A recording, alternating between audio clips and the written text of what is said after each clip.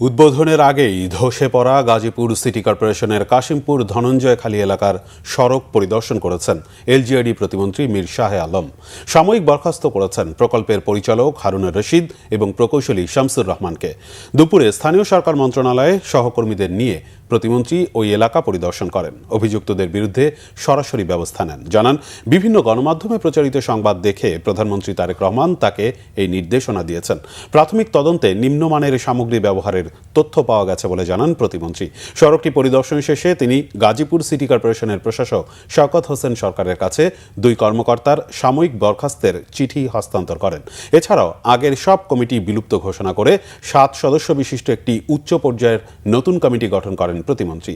নতুন কমিটিকে 15 দিনের মধ্যে তদন্ত রিপোর্ট দেওয়ার নির্দেশ দিয়েছেন তিনি।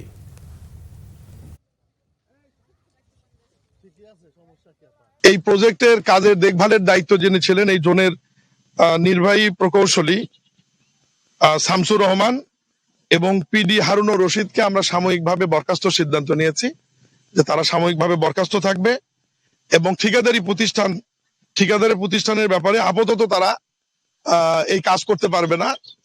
তাদের ব্যাপারে কালো তালিকা ভুক্তি বা অন্যান্য যে বিষয়গুলো আছে সে বিষয়ে আমরা পদক্ষেপ নিব।